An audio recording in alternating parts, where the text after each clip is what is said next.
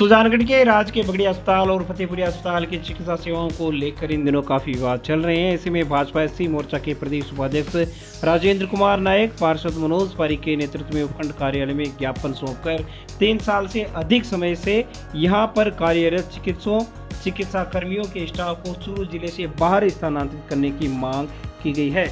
मुख्य सचिव राजस्थान और चुनाव आयुक्त राजस्थान के नाम दिए गए ज्ञापन में बताया गया है कि आगामी दिनों में विधानसभा चुनाव होना है, इसलिए निर्वाचन विभाग के निर्देशों की पालना में 3 साल से लंबे समय से सुजानगढ़ में कार्यरत चिकित्सा अधिकारियों, चिकित्सकों, चिकित्सा कर्मियों का स्थानांतरण कर जनहित सुनिश्चित किया जाए। ज्ञापन सौंपने से पहले प्रदर्शन किया गया, जिसमें बगड़ी अस्पताल के पीएमओ को हटाने संबंधी नारे लगाए गए। इस अवसर पर युवा मोर्चा के जिला प्रवक्ता विश्वदेव कासवाल, हिमांशु भाटी, विकास भार्गव, सहकारी समिति सदस्य हंसराज नायक, महेश जोशी, राजा सामरिया सहित अनेक लोग मौजूद हैं। देखिए, ट्रांसपेरेंसी इंटरनेशनल जो देखती है कि कौन सबसे ज्यादा भ्रष्ट है, ये हमारा दुर्भाग्य है कि ट्रांसपेरेंसी इंटरनेशनल ने राजस्थान को भारत का सबसे बड़ा भ्रष्ट राज्य कहा है।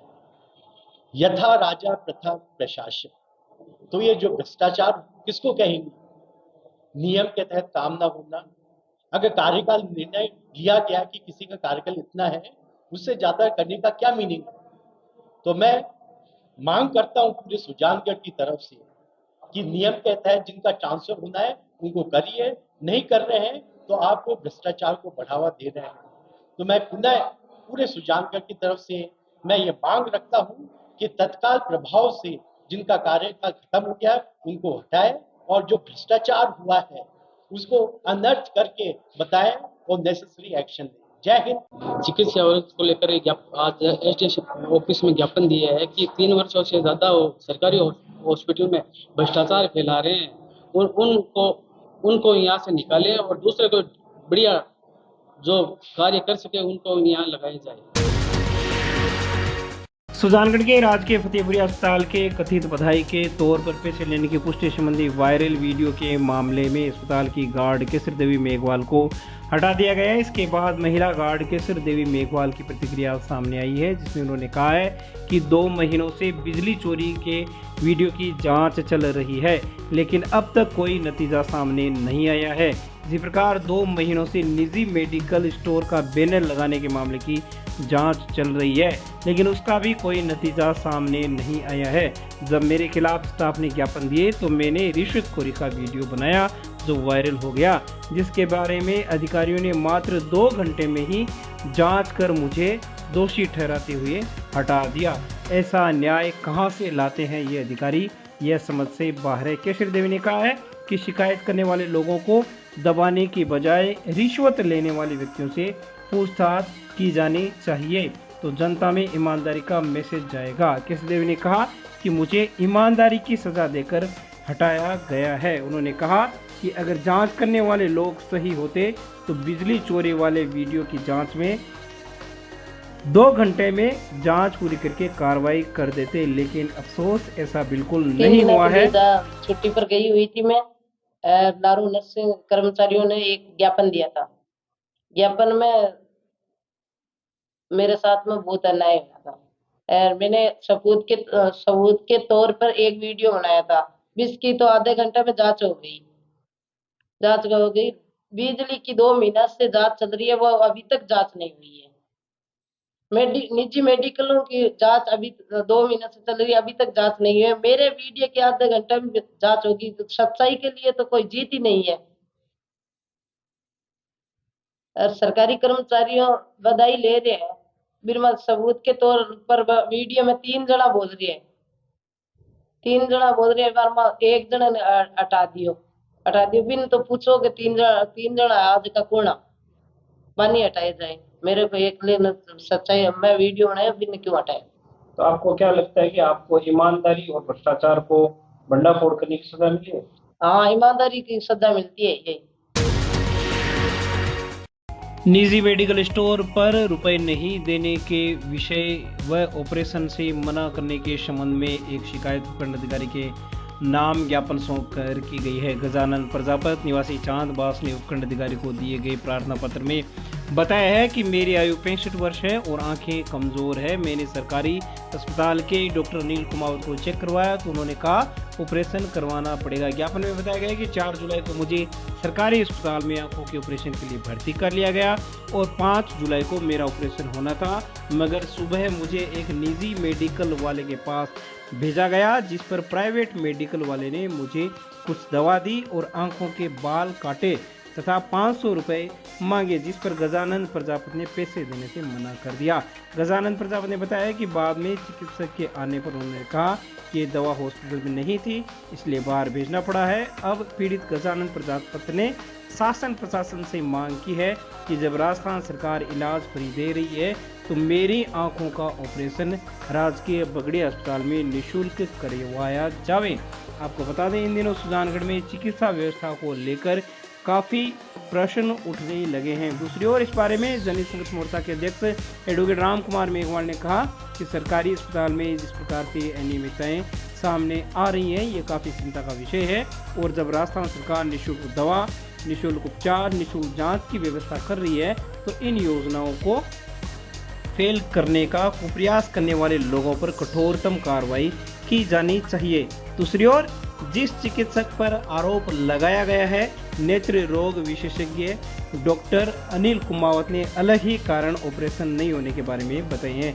उन्होंने कहा है कि मुझे इस व्यक्ति का ऑपरेशन करना था, तैयारियां पूरी हो चुकी थी, लेकिन ऐन वक्त पर मरीज ने सहमति पत्र भरने से मना कर दिया, जिसके कारण ऑपरेशन नहीं हो पाया।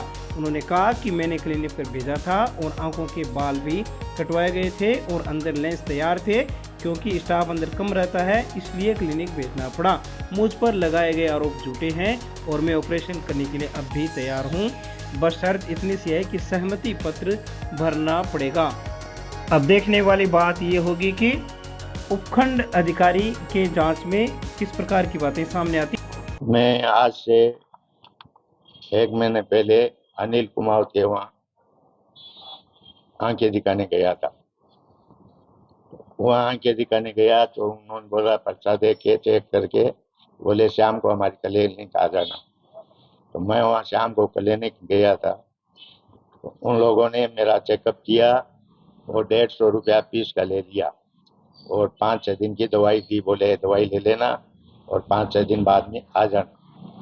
फिर मैं 5-6 दिन बाद में वापस वहाँ पे गया तो मैं हमारी आंखें चेक की थी और एक आंख में एक ड्रॉप डाला था, उसको मिला के दोनों का 200 रुपया हमारे से फीस के रूप में लिया था। फिर बोला आपका बुधवार का हो जाएगा, नहीं तो अगले शुक्रवार को हो जाएगा। हमारे को जयपुर से एनओसी नहीं मिली है तो आप 5 दिन बाद में वापस जाना। हम 5 दिन वापस गया तो बोले एनओसी आज तक नहीं मिली है, आप सोमवार या मंगलवार को आ जाओ, हम आपको भर्ती ले लेंगे।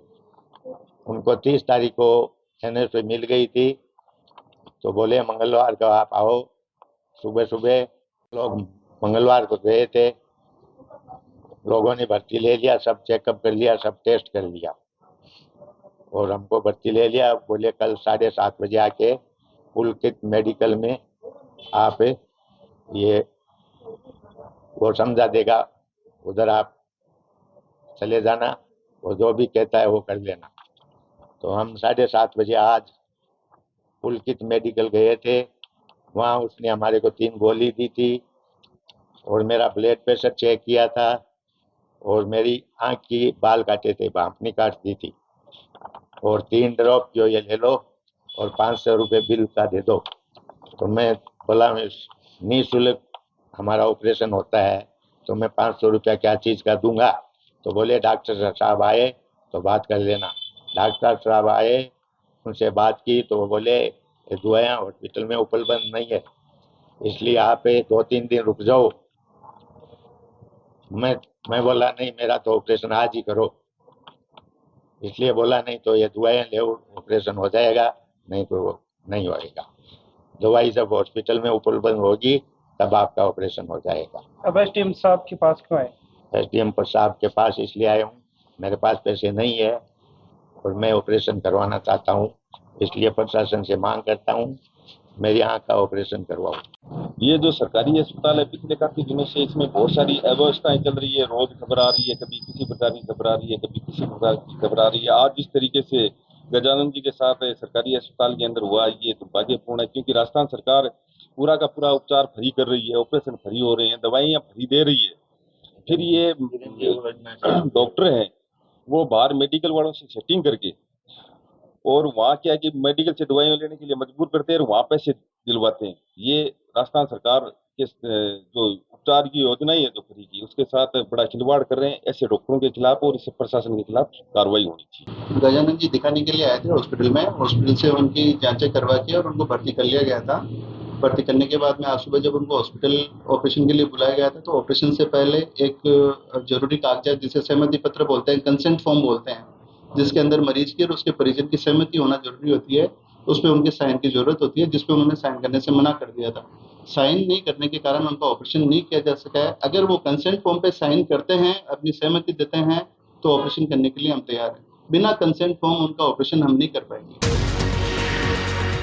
प्रधानमंत्री नरेंद्र मोदी की बीकानेर में होने वाली सभा को लेकर आम लोगों को पीले चावल बांटे गए हैं। भाजपा मोर्चा के प्रदेश उपाध्यक्ष राजेंद्र कुमार नायक ने तहसील परिसर व आसपास के लोगों को पीले चावल वितरित किए। इस दौरान राजेंद्र कुमार नायक ने आम लोगों से अपील की है कि देश के गौरव प्रधानमंत्री नरेंद्र मोदी को सुनने के लिए अधिक से अधिक संख्या में 8 जुलाई को बीकानेर पहुंचे। इस दौरान जिला परिषद सदस्य नौरंग सिलू, पार्षद मनोज पारिक, महेश पारिक, विष्णु दीपक काछवाड़ सहित अनेक लोग मौजूद रहे। मेरे आदर्श, मेरे पूरे हिंदुस्तान के आदर्श, जिसने भारत का नाम न केवल देश में पूरे विश्व में किया है, आदरणीय यशस्वी प्रधानमंत्री मोदी जी का आगमन बीकानेर में हो रहा है।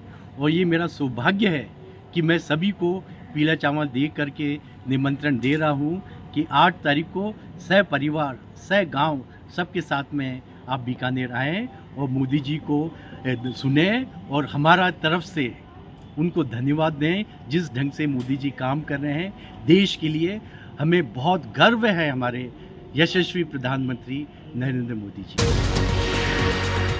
सुजानगढ़ में अखिल भारतीय महेश्वरी महिला संगठन के तहत संस्कार सिद्धा समिति के महेश्वरी महिला संगठन चूरू शाखा द्वारा स्कूलों में योग प्रशिक्षण शिविर लगाए जा रहे हैं। कार्यक्रम संयोजिका व चूरू जिला महिला संगठन की कोषाध्यक्ष प्रमिला राठी ने बताया कि रतन देवी सेठिया पब्लिक स्कूल, राजकीय भीमसरिया बालिका स्कूल में आयोजित शिविर में योग प्रशिक्षिका चित्रा बागड़ा, सुमित्रा जोगी द्वारा योग अभ्यास करवाए गए हैं। योग प्रशिक्षिका सुमित्रा जोगी ने कहा कि योग नित्य प्रतिदिन की दिनचर्या में शामिल होना चाहिए। मंडल अध्यक्षा सुमन करवा, सह संयोजिका लक्ष्मी निड्ढा,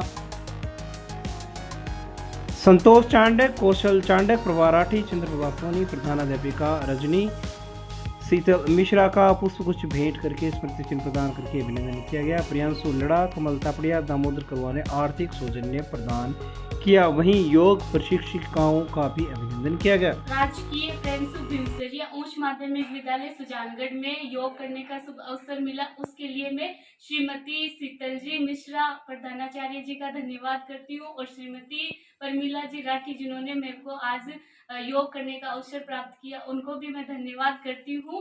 और योग करने के बहुत से फायदे होते हैं, योग सभी को करना चाहिए। योग शारीरिक स्वास्थ्य के साथ साथ मानसिक स्वास्थ्य को भी स्वस्थ रखता है, इसलिए करो योग, रहो निरोग, सभी को योग करना चाहिए। सुजानगढ़ के निकटवर्ती पारेवड़ा गांव स्थित अन्नानाथ महाराज की बगीचे में भजन संध्या व भंडारा कार्यक्रम आयोजित किया गया। सुशील नाथ बैरागी, संत भंवरनाथ बैरागी, नगदनाथ, अर्जुननाथ आदि और समस्त ग्रामवासियों के सहयोग से यह कार्यक्रम आयोजित हुआ। भजन संध्या में कलाकार लादूराम भील, नुआ गांव के रामलाल, पारेवड़ा से मदन लाल और अन्य लोगों ने एक से बढ़कर एक भजनों की प्रस्तुतियां दी। भाजपा मोर्चा के प्रदेश उपाध्यक्ष राजेंद्र कुमार नायक ने बतौर मुख्य अतिथि कार्यक्रम में शिरकत की और अन्नानाथ महाराज की मूर्ति पर साफा भी पहनाया। भजन संध्या में चेनाराम, हरिराम, अर्जुननाथ महाराज, भंवरा राम चौधरी सहित बड़ी संख्या में लोग शामिल हुए, जिन्होंने मुझे ये सौभाग्य दिया कि अन्नानाथ बगीची में आप सबके बीच में भजन सुनने का और जो सम्मान दिया है आप लोगों ने, मैं आपका तहे दिल से शुक्रिया अदा करता हूँ।